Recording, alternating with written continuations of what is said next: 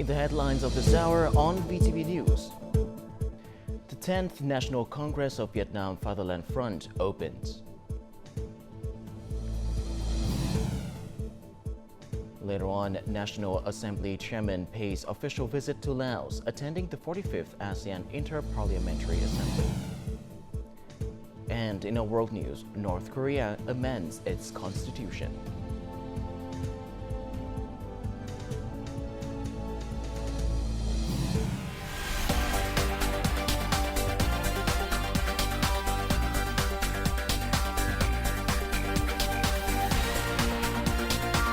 Broadcasting from Hanoi, the capital of Vietnam. VTV News starts right now. Good morning. It is currently 8 a.m. local time, and you're tuning in to 30 minutes of VTV News. I'm Lilin Lei with the latest update.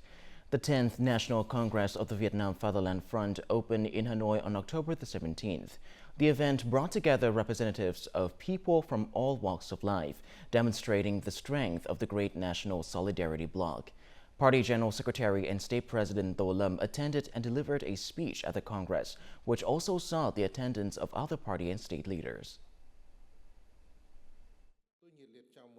In his speech at the Congress, the top leader emphasized that the nation's great achievements stem from the party's wise leadership and the unity of the entire party, people, and military.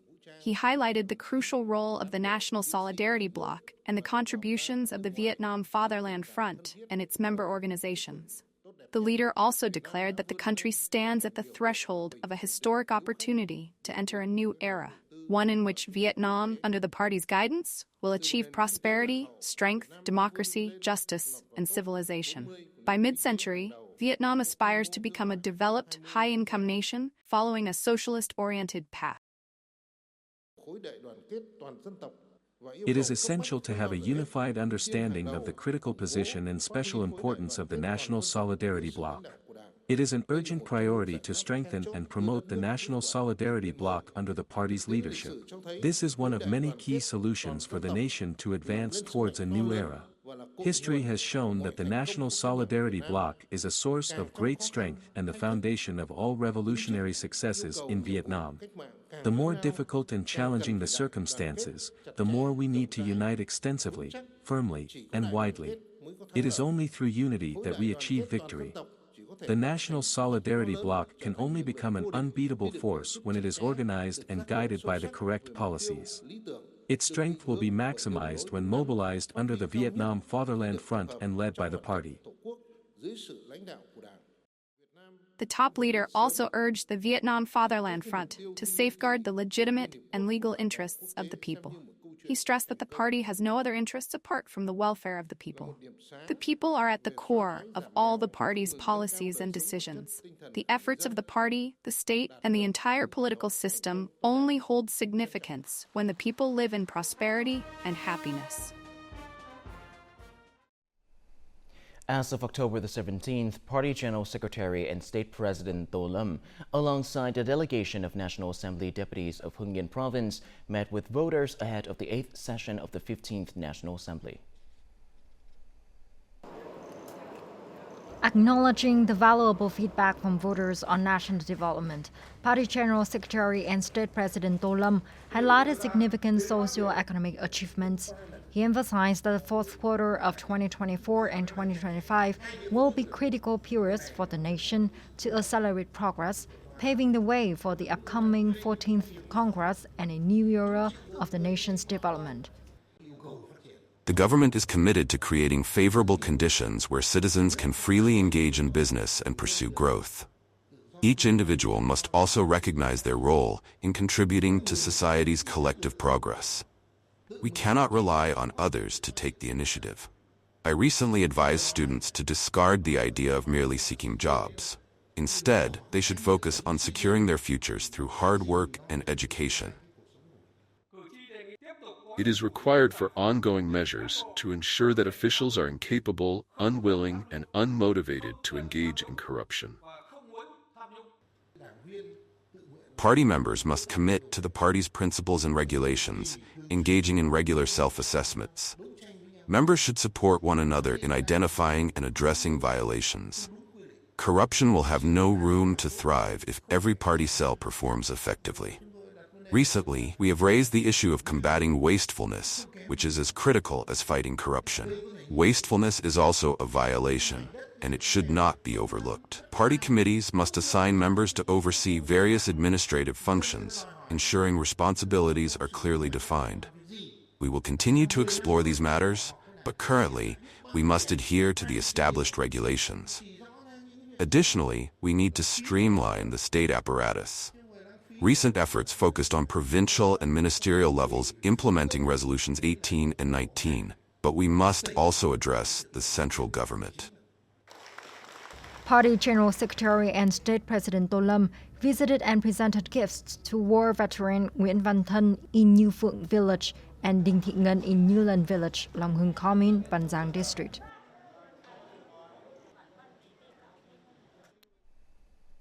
Prime Minister Phạm Minh Chính visited the Vietnam Women's Academy in Hanoi on Thursday ahead of Vietnamese Women's Day on October the 20th.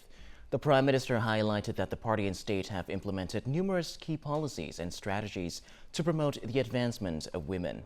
These efforts have created a favorable environment for Vietnamese women to thrive, affirm their roles, and contribute meaningfully to national development. As Vietnam embarks on a new era of national advancement, the Prime Minister encouraged Vietnamese women to continue upholding their proud traditions, fostering unity, and working alongside the country to achieve national development goals.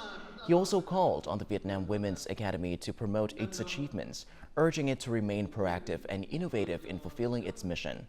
The Prime Minister expressed his hope that the Academy's students and trainees would continue striving to advance the cause of women's development, gender equality, and the overall progress of the nation.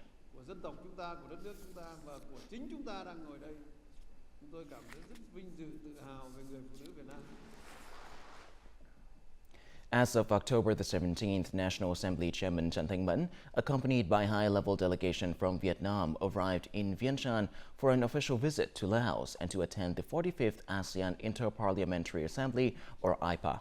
The two National Assembly leaders further discussed several key matters. Welcoming National Assembly Chair Trần Thanh Mẫn will allow National Assembly Vice Chair Son Mat Phosena, the Vietnamese ambassador and the Vietnamese community in Laos.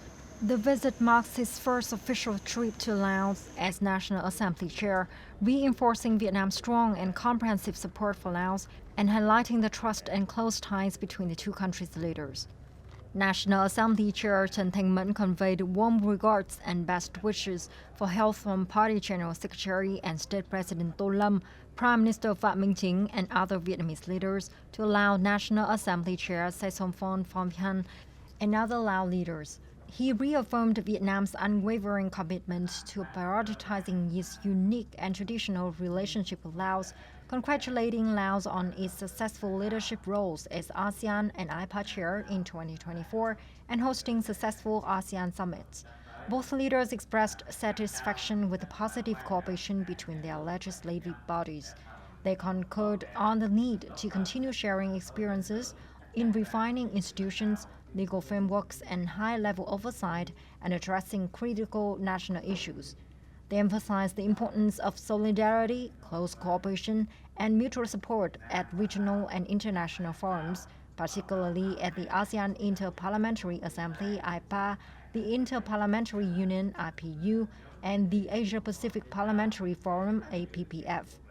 Regarding Cambodia's withdrawal from the Cambodia-Laos-Vietnam Development Triangle, both chairs agreed that the development triangle mechanism has positively contributed to each country's development and plays a crucial role in the historical collaboration between the three nations. Vietnam and Laos highly value their historical ties within the Vietnam-Laos-Cambodia relationship. They remain committed to nurturing and enhancing their friendly, united, and comprehensive cooperation.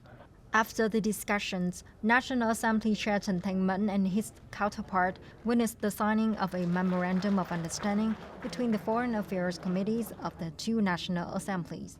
The Memorandum of Understanding establishes a friendly cooperative relationship between Hội An City in Quảng Nam Province, Vietnam, and Luang Prabang City in Luang Prabang Province, Laos. After the talks, National Assembly Chairman Trần Thanh Mẫn met with Lao Prime Minister Son Say Siphandone. Both leaders commended the special relationship between Laos and Vietnam, even amid global and regional challenges. They noted the strong progress in economic trade and investment cooperation, with two-way trade reaching $1.1 billion in the first 9 months of 2024, a 17% increase from the previous year. Vietnam continues to be one of the top foreign investors in Laos, with 241 projects and a total registered capital of $5.47 billion. The leaders agreed to strengthen cooperation between their national assemblies, ensuring the implementation of bilateral agreements. They also discussed measures to enhance trade, boost socio-economic development, and support each other on regional and international issues, particularly in maintaining ASEAN's unified stance and addressing the East Sea and Mekong River resource issues. Chairman Trần Thanh Mẫn reaffirmed Vietnam's commitment to assisting Laos as ASEAN and IPA chair in 2024, emphasizing their close coordination to protect each other's legitimate interests based on international law.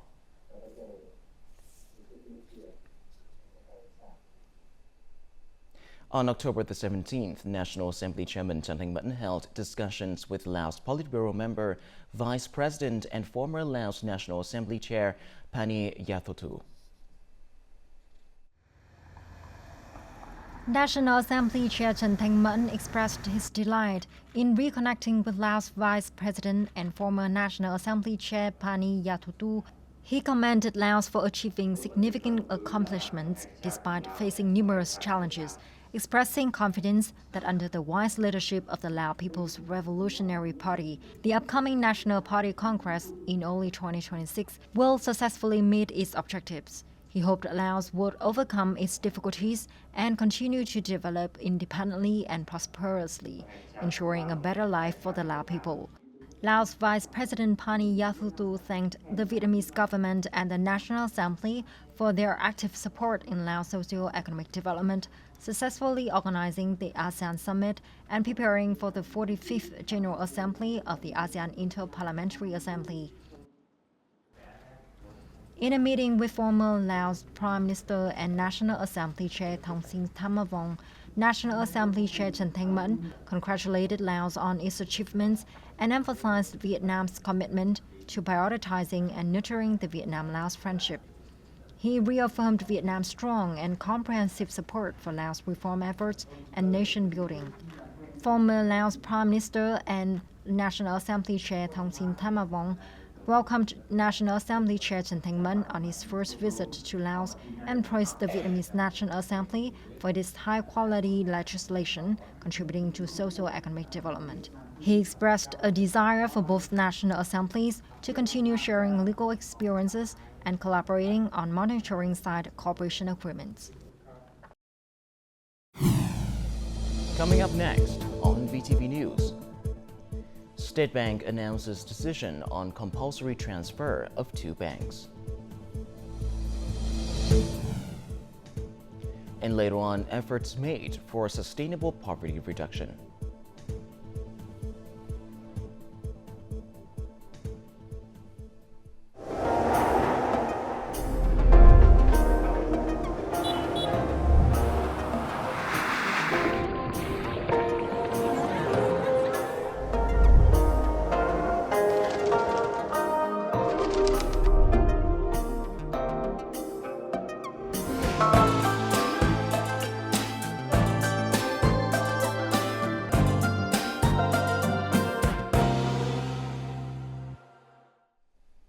Welcome back to VTV News Live.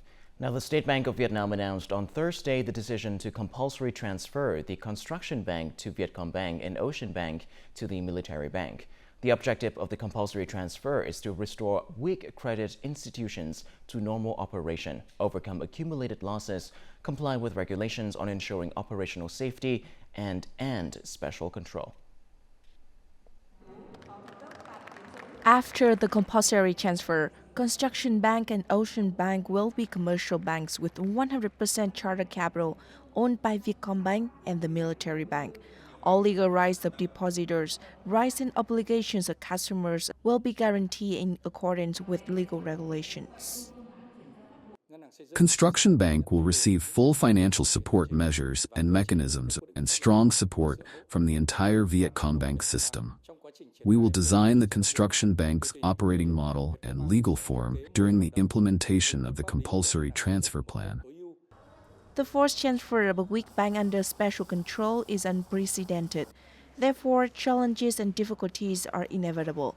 However, with capacity, experience, solid foundation, and detailed plans, the transferee banks are confident in the transfer plan. The compulsory transfer of a weak bank affirms our role and reputation in the system and also gives us new opportunities to expand our operations, especially in implementing new business models. Based on legal provisions and monetary policy objectives, the State Bank will flexibly use management tools to ensure the system's security and safety and the rights of shareholders and depositors to implement the compulsory transfer plans successfully. These are important results for the project to restructure credit institutions associated with bad debts. Deputy Prime Minister Hồ Đức Phước requested the transfer banks to implement the directions of State Bank properly and be ready to implement the goals set out in the project effectively. Vietnam ranks second globally in receiving funding from the Japanese government through the Japan International Cooperation Agency, or JICA, under the Private Sector Investment Finance Program. From the latter half of the last year till the first half of this year, 2 additional grant aid projects from Japan were completed. The signed capital agreements with Vietnam have reached their highest level in 6 years.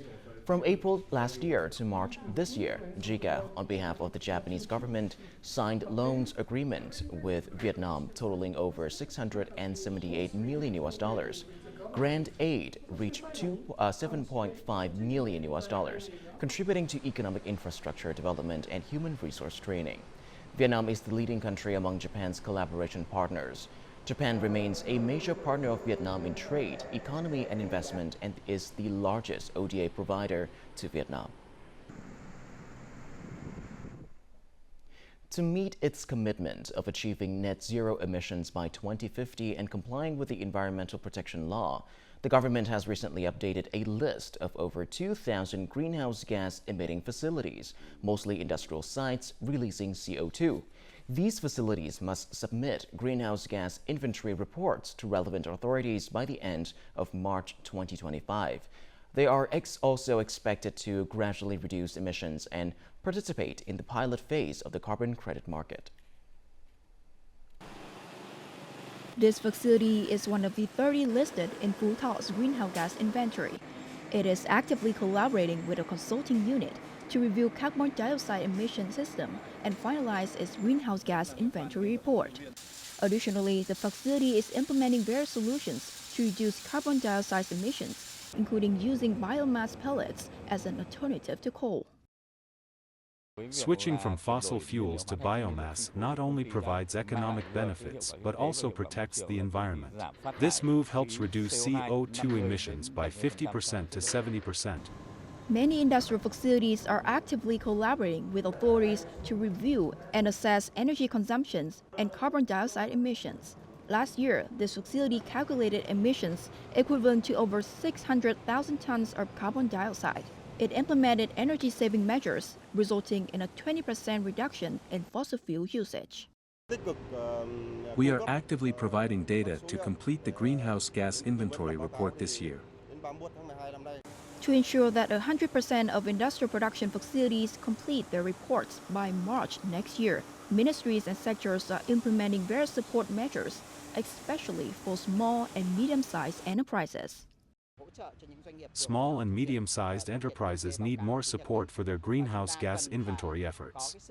Vietnam needs the participation of technology companies and financial organizations to assist in the greenhouse gas inventory process. Through the greenhouse gas inventory process, production units can identify their carbon dioxide emissions, enabling them to implement energy-saving solutions that help protect the environment. The UN chose October the 17th as the International Day for the Eradication of Poverty.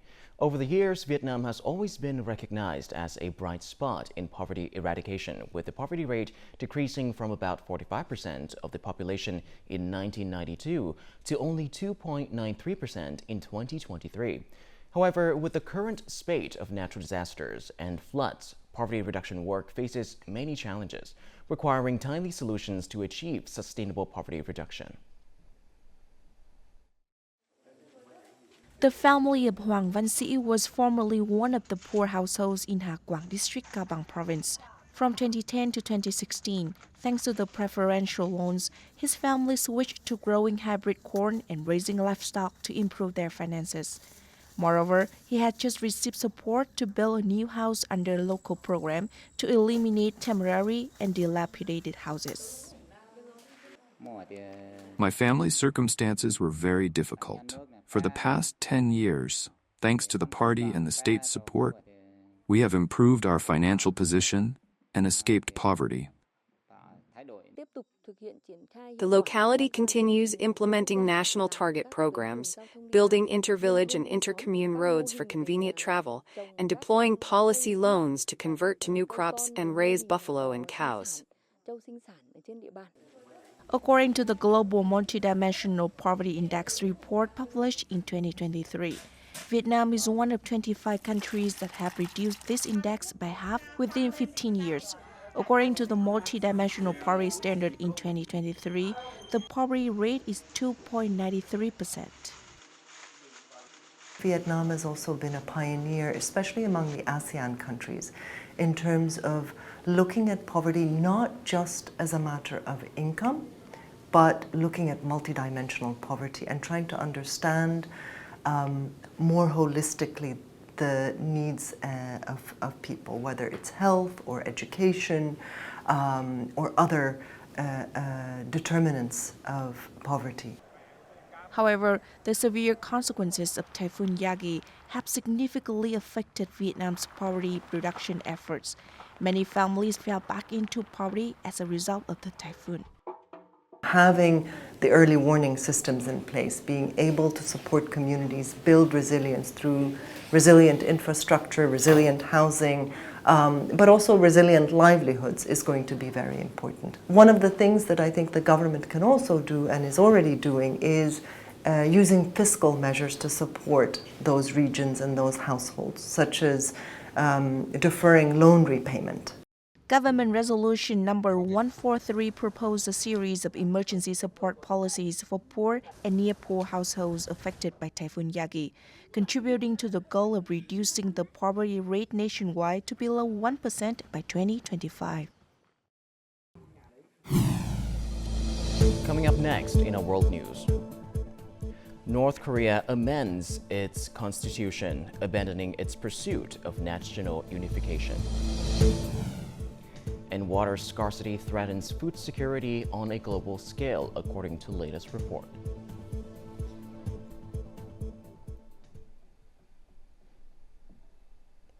Now moving on to our world news, North Korea announced on Thursday that its National Assembly has completed a major constitutional amendment. The revised constitution states that North Korea has abandoned the goal of national unification and, for the first time, identifies South Korea as a hostile state. For its part, South Korea has vowed to continue pursuing the goal of unification, but will respond with force if North Korea takes any aggressive action. Earlier on Tuesday, North Korea blew up several roads connecting to South Korea, which were once considered symbols of cooperation between the two Koreas. South Korea strongly condemned the move and warned of the possibility of suing North Korea, as the road and railway project connecting the two Koreas includes a $133 million loan from South Korea. China announced on Thursday a massive lending package of more than $560 billion to rescue the country's real estate market. That is considered one of the most drastic solutions to stimulate the housing market, which has been in decline for many years. China's Minister of Housing and Urban Rural Construction said the country will expand the allowed list of housing projects eligible for financing and increase bank loans at preferential interest rates to bring homes to market as soon as possible. The allow list approved by Chinese authorities in over 2 weeks has reached more than $313 billion. The ministry also launched a program to renovate 1 million houses. Local governments will buy unsold apartments for resettlement. The Global Commission on the Water Economy has just released a report warning of serious water scarcity on a global scale. Nearly 3 billion people and more than 50% of the world's food production are in areas where total water reserves are expected to decline. Without timely measures, more than half of the world's food production could be seriously threatened from now until 2050. Prolonged droughts, erratic rainfall, and ineffective water management are the main causes of this situation. The report also predicts that by 2050, the GDP of high-income countries could decrease by an average of 8%, while the figure in low-income countries could be up to 15% due to the water scarcity crisis. Traditional craft villages in Russia have faced many difficulties recently due to embargoes. Market fluctuations, reduced tourism, stunting sales, and a decrease in the number of artisans. However, with the state's support policy, Russia is renewing efforts to preserve traditional craft villages. This 200-year-old craft village's prosperous period is now over. The famous Jostovo tray painting workshop is located on the outskirts of Moscow. Currently, it has about 40 artists, most of whom are elderly. The number of artisans has decreased significantly. Young people are not very enthusiastic about this job. We are still trying, including renewing our style and products to suit market demand. Currently, about 300 handicraft enterprises are operating in Russia, most of which are small businesses. After the difficult times caused by the COVID-19 pandemic and the impact of embargoes, many product exhibitions and activities celebrating traditional crafts have restarted with the participation of artisans from across the country. Our problem is still the lack of young people. Vocational schools are taking care of this. There are support policies, and we are participating in exhibitions with the support of the Regional Development Agency to promote our products. The state has supported folk arts and crafts organizations through certain expenditures from the federal budget. We have also tried to connect with foreign enterprises for export, but the main market is still domestic. There are hundreds of traditional craft villages in Russia, which is considered an important factor in cultural tourism development strategy. Along with tourism infrastructure, Russia is trying to create an environment to preserve craft villages and cultural heritage. Up next is the weather forecast.